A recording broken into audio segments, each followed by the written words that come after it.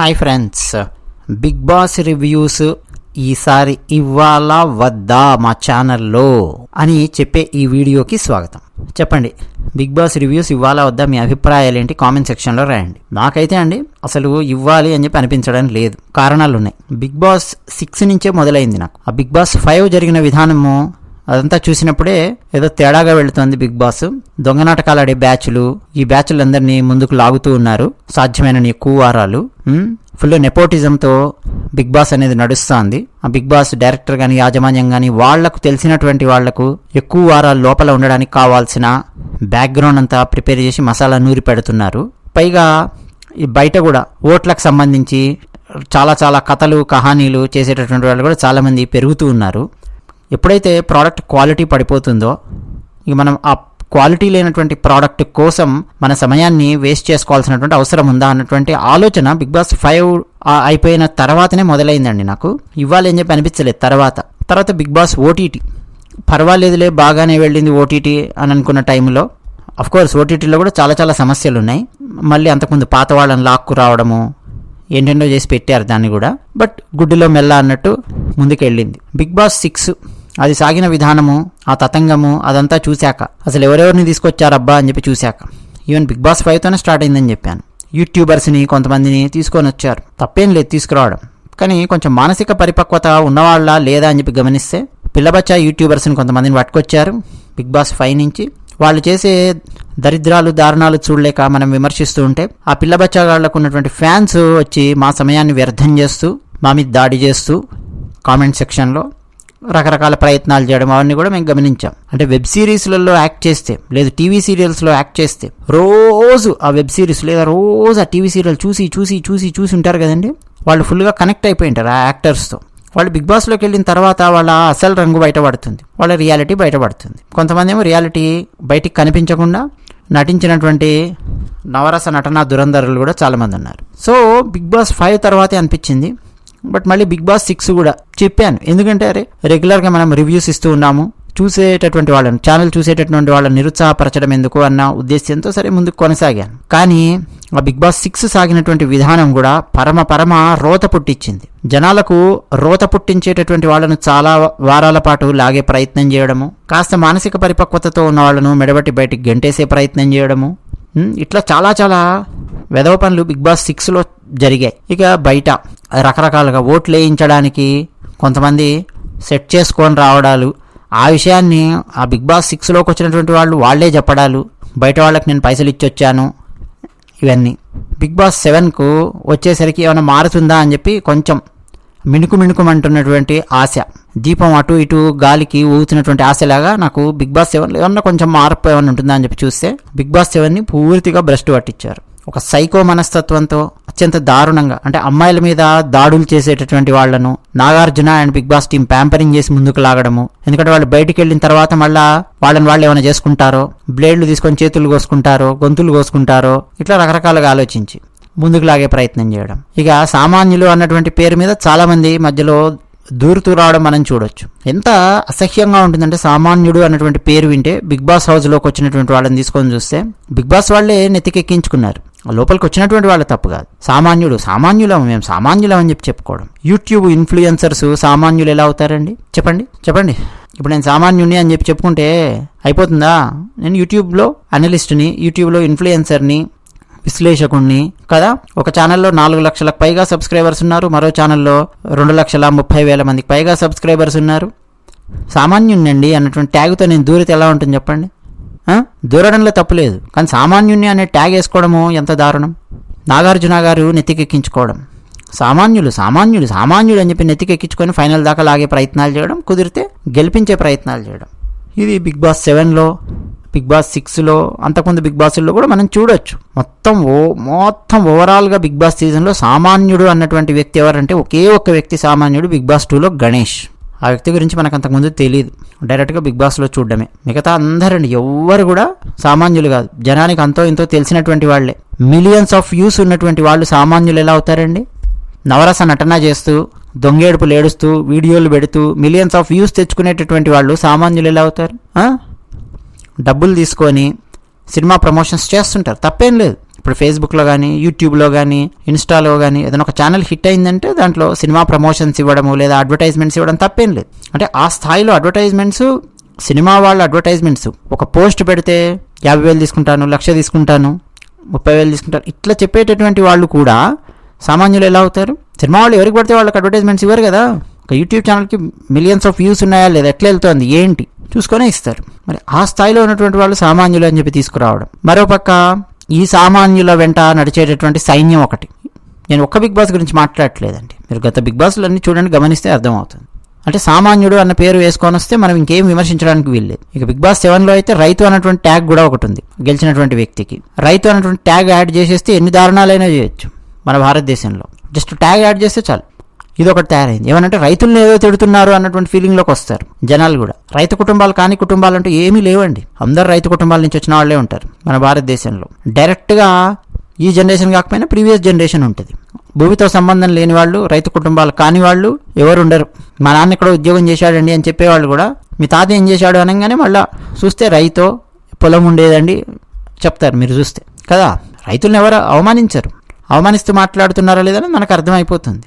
కానీ రైతు అనేటువంటి ట్యాగ్ని ఫుల్గా వాడేశారు పాత బిగ్ బాస్ సీజన్లో. ఆ బయటకు వచ్చిన తర్వాత వాళ్ళు చేసినటువంటి హంగామా, కొంతమంది జనాల అభిమానుల పేరు మీద కొంతమంది చేసినటువంటి హంగామా, కార్ల మీద దాడి చేయడాలు, అవన్నీ కూడా మనం చూసాం. దానికి తోడు బిగ్ బాస్లో ఈ సైకో మనస్తత్వం ఉన్న వాళ్లను, మానసిక పరిస్థితి సరిగ్గా లేనటువంటి వాళ్ళని తీసుకొచ్చి మన నెత్తి మీద వేసి రుద్దడం, చాలా అసహ్యం పుట్టించేటట్టుగా ప్రవర్తించడం, అడుక్కోవడం, కెప్టెన్సీ కోసం అడుక్కోవడం, గేములలో గెలవడం కోసం అడుక్కోవడం, ఆ స్థాయికి దిగజారింది. నేను వ్యక్తులను అనడం లేదు, బిగ్ బాస్ ఏ స్థాయికి దిగజారింది క్వాలిటీ అనేది చెప్తున్నాను.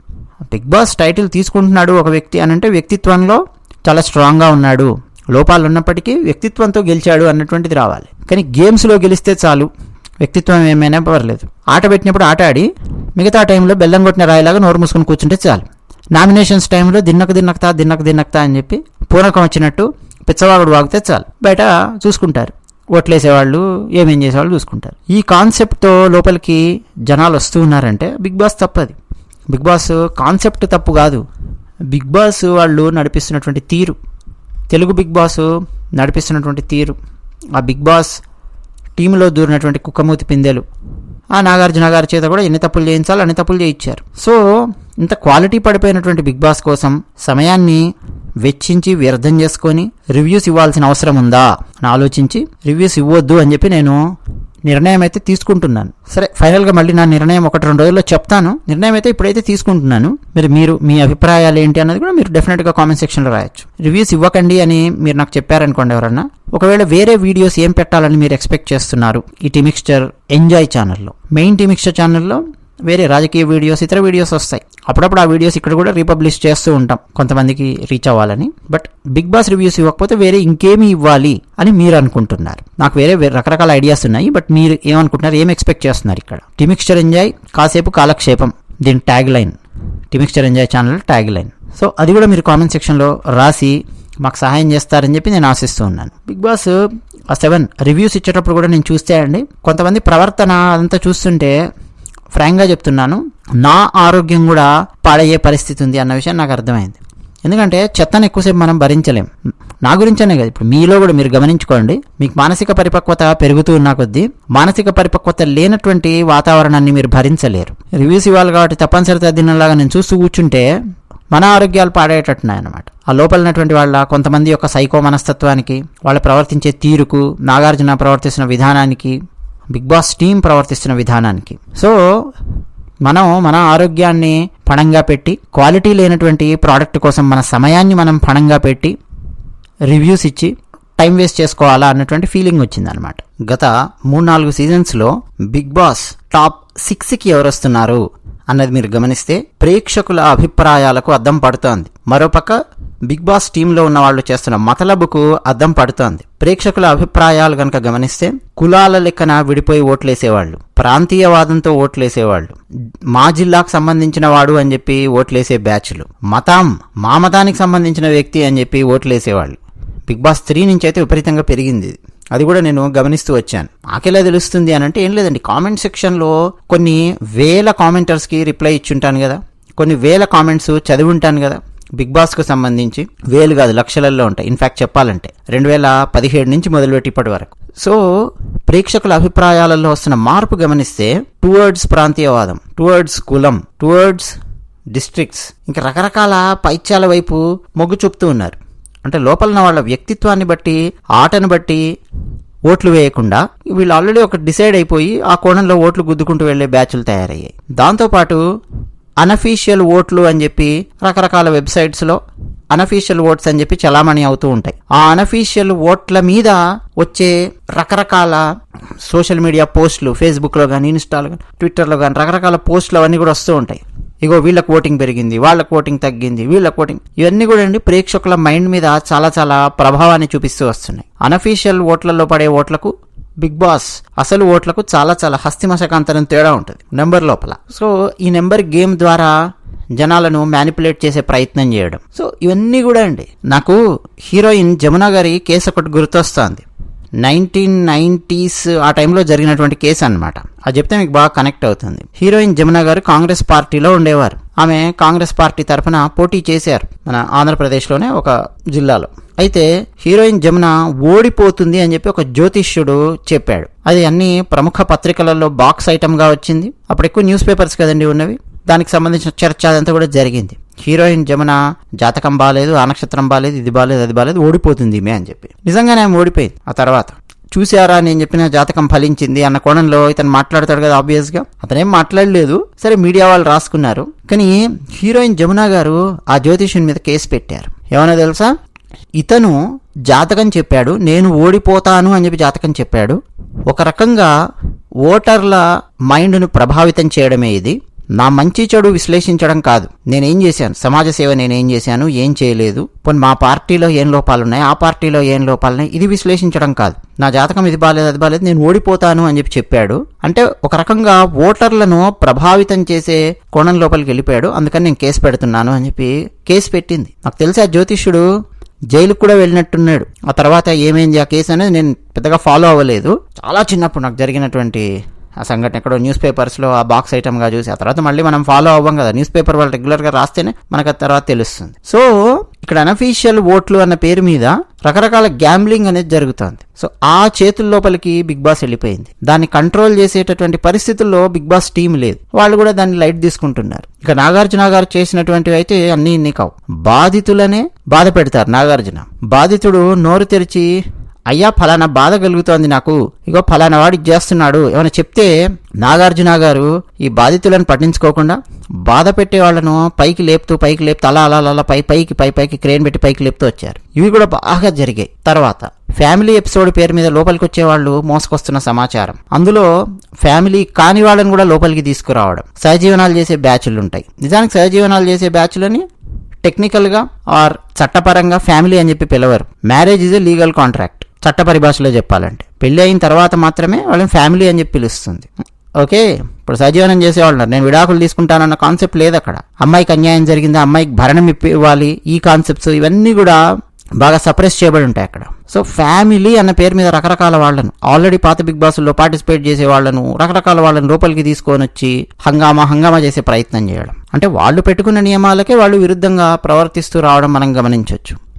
ఇక బయట నుంచి లోపలికి సమాచారం రాగానే, లేదు స్టేజ్ మీద మళ్ళీ ఫ్రెండ్స్ని వాళ్ళందరినీ నించోబెట్టి 1 2 3 4 5 బోర్డు పెట్టండి అని చెప్పి పెట్టడం. ఆ బోర్డులు పెట్టడంలో కొంత సమాచారం లోపల ఉన్నటువంటి వాళ్లకు అందడం, రకరకాలుగా సమాచారాన్ని బిగ్ బాస్ టీం వాళ్ళు లోపల వాళ్ళకు చేరవేస్తూ రావడం. కొంతమందికి దెబ్బలు దాకి కుయ్యో మొర్రో నేను ఆడనరా నాయన అంటున్నా సరే ఫైనల్ దాకా లాగి బిగ్ బాస్ వాళ్ళే వేరే వాళ్ళకి అన్యాయం చేసే ప్రయత్నం చేయడం. వైల్డ్ కార్డు ఎంట్రీస్ పేరు మీద వ్యక్తిత్వం లేని వాళ్ళని లోపలికి ప్రవేశపెట్టి ఆ వైల్డ్ కార్డ్స్ ఆల్రెడీ బయట అనఫీషియల్ ఓట్లలో ఎవరికైతే ఎక్కువ ఓట్లు పడుతున్నాయో వాళ్ళ చుట్టూ తిరుగుతూ భజన చేసే కార్యక్రమాలు చేయడం. ఇట్లా అస్తవ్యస్తంగా తయారైందండి బిగ్ బాస్. క్వాలిటీ పడిపోయింది అని చెప్పి నేను స్టేట్మెంట్ ఇచ్చానంటే ఎందుకు అంటే ఇట్లా చాలా కారణాలు. క్రమక్రమం బాగుపడుతుందేమో అని చెప్పి నేను చూస్తున్నాను, ఏం బాగుపడట్లేదు. ఈ కామెంట్ సెక్షన్లో కూడా నేను గమనిస్తున్నాను, ఇక ఒక రేంజ్లో యుద్ధాలు చేస్తుంటారు. వాళ్ళ కులం పేరు మీద, వాళ్ళ మతం పేరు మీద, లేదు వాళ్ళకు నచ్చిన ప్రొఫెషన్ పేరు మీద, లేదు వాళ్ళ జిల్లా పేరు మీద, లేదు వాళ్ళ ప్రాంతం పేరు మీద ఏదో కనెక్ట్ అయ్యి ఉంటారు. లేదు కొంతమంది వీటన్నింటికి అతీతంగా కనెక్ట్ అవుతారండి. ఎలా తెలుసా, మొట్టమొదటి 2-3 వారాల్లో కనెక్ట్ అయిపోతారు. ఒక సానుభూతితో కనెక్ట్ అయిపోతారు. ఎవరో ఒక అమ్మాయి ఏదో ఒక అబాండం వేస్తుంది, వీళ్ళు కనెక్ట్ అయిపోతారు సానుభూతి పేరు మీద, అవతల అబ్బాయికి కనెక్ట్ అయిపోతారు. ఇక అక్కడి నుంచి చివరి వారాల వరకు వీళ్ళు గొప్పోళ్ళు అని చెప్పి వాదిస్తూ లాక్కుంటూ వెళ్ళిపోతుంటారు. అదేమో మా వల్ల కాదు. మీకు ఎగ్జాంపుల్ చెప్తా. బిగ్ బాస్ 5లో మీరు చూడండి 47 రోజులు పొగుడుతూ ఉన్నాను నేను సన్నీని. ఆ తర్వాత వేటగాడు ఒక టాస్క్ ఇచ్చారు. ఇచ్చేటువంటి టాస్క్ ఆ వ్యక్తి ఆడినటువంటి ఆటకు సంబంధం లేదు అని చెప్పి నేను చాలా స్ట్రాంగ్గా మాట్లాడాను. లాజిక్ అనేది పుట్ ఫార్వర్డ్ చేశాను. కానీ అప్పటికే చాలా మంది కనెక్ట్ అయిపోయి ఉంటారు కదా, అన్ని వారాలు ఒప్పుకోరిగా ముందుకెళ్ళిపోతుంటారు. ఎగ్జాంపుల్ ఇస్తూ ఉన్నాను. అలాగని చెప్పి ఇంకోటండి, నేను చెప్పిందే వేదం, నోరు మూసుకొని నేను చెప్పింది నమ్మాలి అన్నటువంటి కోణం కూడా మాకు లేదు. అది ప్రూవ్ చేయడం కోసమే ప్రేక్షకులందరికీ కూడా అవకాశం ఇవ్వడం జరిగింది. నేను చెప్పే అభిప్రాయాలకు పూర్తి విరుద్ధంగా ఉన్నటువంటి అభిప్రాయాలను కూడా మా ఛానల్లో పబ్లిష్ చేశాం. నిర్మోహమాటంగా నిర్ద్వంద్వంగా పబ్లిష్ చేశాం. ఎందుకంటే అందరి వాయిస్ రకరకాల ప్రేక్షకులు ఏమనుకుంటున్నారని ఇతర ప్రేక్షకులకు తెలియాలి అన్న ఉద్దేశంతో పబ్లిష్ చేస్తూ వచ్చాం. అట్లా అవకాశం ఇస్తూ కూడా వచ్చాం. కానీ ఆశ్చర్యకరమైన విషయం ఏంటంటే అట్లా అవకాశం ఇస్తూ వచ్చాం కదా, వాళ్ళు కూడా ఆ తర్వాత చాలా దారుణంగా మా మీద కామెంట్లు రాయడము. మేము వాళ్ళని ఒక మాట అనకపోయినా సరే, అంటే మేము కొంచెం సమయం ఇచ్చి ఎడిటింగ్ చేసి విని పబ్లిష్ చేస్తూ వచ్చాం కదా, వాళ్ళ వాయిస్కి కూడా ఇక్కడ స్థానం ఉంది కదా ఛానల్ లోపల ఉన్నటువంటి వాళ్ళని విమర్శించడానికి కానీ మెచ్చుకోవడానికి కానీ. అది మర్చిపోతారు. ఇప్పుడు లోపల ఉన్నటువంటి సంఘటన గురించి నేను ఏదో ఒక పొగడ్డమో విమర్శించడం ఏదో జరుగుతుంది కదా, నేను చెప్పిన దాన్ని విమర్శించవచ్చు, నిస్సందేహంగా విమర్శించవచ్చు. కానీ ఎక్కడికి వెళ్తారంటే పర్సనల్ లెవెల్కి వెళ్ళిపోతారు. చాలా దారుణంగా కామెంట్స్ రాస్తుంటారు. కొన్ని సందర్భాల్లో నేను పేరు చెప్పలేక ఎవరినో ఉద్దేశించి నేను విమర్శించుంటాను. అసలు వీళ్ళకి సంబంధమే ఉండదు. సంబంధం లేని వాళ్ళు వచ్చి వాళ్ళనన్నానేమో అనుకొని చెప్పి కామెంట్ రాస్తూ తలకాయ తినేస్తుంటారు.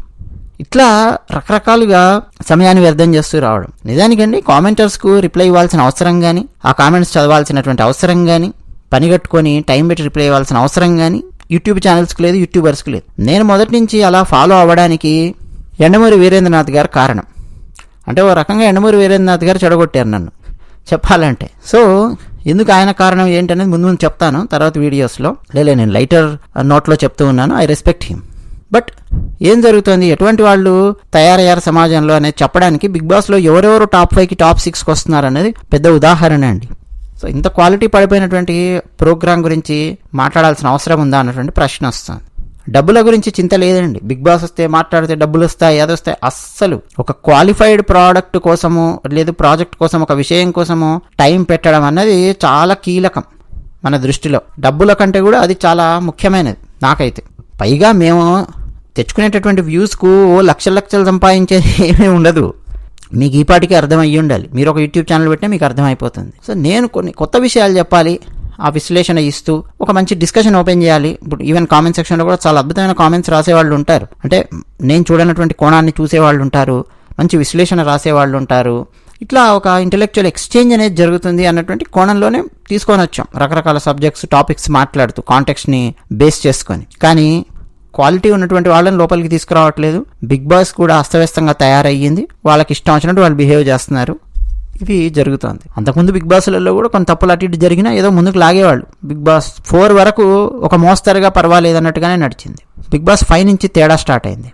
యూట్యూబర్స్ని కొంతమందిని తీసుకురావడము, కేవలం యూట్యూబర్స్నే కాదండి, యూట్యూబర్స్ని మాత్రమే అన్నానని చెప్పి అనుకోవద్దు పొరపాటున కూడా. కాదు వేరే వాళ్ళు కూడా కొంతమంది బిగ్ బాస్ 5 నుంచి లోపలికి వచ్చిన వాళ్ళు నటించడం మొదలు పెట్టడము. ఇక్కడ ఇంకోటి ఏంటంటే మొట్టమొదటి 2-3 వారాలు సవ్యంగా ఆటాడి మొట్టమొదటి 2-3 వారాలు పెద్ద వివాదాలు లేకుండా అట్లా నిలబడితే, లేదు ఎక్కువ సింపతి గెయిన్ చేయగలిగితే వాళ్ళు ముందుకు దూసుకెళ్తున్నారు ఫైనల్ వీక్స్ వరకు అన్నటువంటి మంత్రం ఒకటి పట్టుకొని బిగ్ బాస్ 5 నుంచి దాన్ని ఇంప్లిమెంట్ చేయడం మొదలెట్టారు. ఏ ఆట తను ఓడిపోయినా సరే ఏదో ఒక రకంగా ఏడవడం, కెమెరాల దగ్గరికి వెళ్ళి డ్రామాలు చేయడం. బిగ్ బాస్ చూసారా నాకు అన్యాయం జరిగింది, కెమెరాల దగ్గర డ్రామాలు చేయడం. మీరు చూడండి బిగ్ బాస్ 5, బిగ్ బాస్ 6 గెలిచినటువంటి వాళ్ళు ఇద్దరు కూడా కెమెరాల దగ్గర డ్రామాలు చేసినటువంటి వాళ్ళే. బిగ్ బాస్ 5 2వ స్థానంలో ఉన్నటువంటి వ్యక్తి ప్రవర్తించిన విధానం ఒకసారి గమనించండి. ఆ విధానాన్ని, ఆ ప్రవర్తనను మీరు సమర్థిస్తారా చూడండి. టాప్ 2 ఎలా రాగలిగాడండి అబ్బాయి అసలు బిగ్ బాస్ 5. అలాగే బిగ్ బాస్ ఓటీటీలో ఒక ఆమె పరమ ఫేక్, బాత్రూంలో కూర్చొని పేపర్ల మీద రాసి అందివడాలు, పరమ ఫేక్. ఆ నామినేషన్స్లో కూడా ప్రవర్తించిన విధానం ఎగిరి దూకేటట్లు, క్యాష్ పార్టీ, టాప్ 5 దాకా లాగేశారు. ఒక అమ్మాయి బిగ్ బాస్ 3లోనా 4, బిగ్ బాస్ 4లో చూసాం. ఆ బిగ్ బాస్ 4లో చూడడానికే చిరాకు ప్రవర్తించిన విధానం. మళ్ళీ బిగ్ బాస్ ఓటీటీకి పట్టుకొచ్చారు ఆమెను. ఇట్లాంటి పనులు చేస్తున్నారండి. బిగ్ బాస్ 7 అయితే కంప్లీట్గా మధ్యలో కొంతమందిని తీసుకొని వస్తాము అని చెప్పి తీసుకొని వచ్చి ఆ లోపలికి వచ్చిన వాళ్ళ చేత భజన కార్యక్రమాలు చేయించి, ఆల్రెడీ కొన్ని వారాలు బయట ఉండి చూసి వస్తే లోపల వాళ్ళలో ఎవరెవరు ఎట్టెట్టున్నారు ఏందనేది తెలిసిపోద్ది కదా. సో భజన కార్యక్రమాలు చేయించి కొన్ని వారాలు లాగడము, ఇష్టం వచ్చినట్టు అండి. ఈ వాళ్ళ ఇష్టం వచ్చినట్టు ఒక ఫార్మాట్ లేకుండా, ఒక ఆలోచన విధానం లేకుండా లాక్కెళ్ళిపోతున్నారు. అలాగే టీవీ సీరియల్స్లో విలన్స్గా నటించేటటువంటి నటీమణులను తీసుకొని వచ్చి ఆ సీరియల్స్లో జనాలను చావుగొట్టి చెవులు మూసింది సరిపోలేదు అన్నట్టు మళ్ళా మన చెవులు చావుగొట్టి చెవులు మూయడానికి మళ్ళీ పట్టుకొచ్చారు. అఫ్కోర్స్ హీరోలుగా టీవీ సీరియల్స్లో హీరోలుగా పనిచేసినటువంటి మహానుభావులు కూడా ఉన్నారులేండి, అంతకంటే దారుణంగా బిహేవ్ చేసిన వాళ్ళు ఉన్నారు. ఇక విలన్స్ ఏమంటాం కానీ సో వాళ్ళందరినీ తీసుకొని వచ్చి ఒక పద్ధతి పాడు లేకుండా, అంటే లోపల వాళ్ళ ప్రవర్తన సరిగ్గా లేకపోయినా నాగార్జున మందలించకపోవడము, సరిచేయకపోవడము, ఈ వారం సరి చేస్తాడు ఈ వారం సరి చేస్తాడని పట్టించుకోకపోవడము, ఒక్కోసారి ఏదో సరి చేసినట్టు చేసి మళ్ళీ 3-4 వారాలు నోరు మూసుకొని ఉండడము, ఈ టైప్లో తయారయ్యారు. సో క్వాలిటీ పడిపోయినటువంటి ప్రోడక్ట్ కోసం అత్యంత క్వాలిటీతో ఉన్నటువంటి మన సమయాన్ని వ్యర్థం చేసుకోవాల్సినటువంటి అవసరం ఉందా? అటువంటి నీచమైన ప్రవృత్తి ఉన్నటువంటి వాళ్లను ఇంకా టాప్ 5 దాకా లాగే స్టేజ్కు బిగ్ బాస్ జనాల చేతుల లోపలికి వెళ్ళిపోయి మ్యానిపులేట్ అయ్యేటటువంటి స్టేజ్కి వెళ్ళిపోయిన తర్వాత కూడా మనం మన సమయాన్ని ఆరోగ్యాన్ని పాడు చేసుకొని చూడాల్సినటువంటి అవసరం ఉందా అన్నటువంటి కోణంలోంచి వస్తుందండి నా ఆలోచన. రివ్యూస్ ఇవ్వకూడదు అన్నటువంటి ఆలోచన. మరి మీ అభిప్రాయాలు ఏంటో కామెంట్ సెక్షన్లో రాయండి. ధన్యవాదాలు.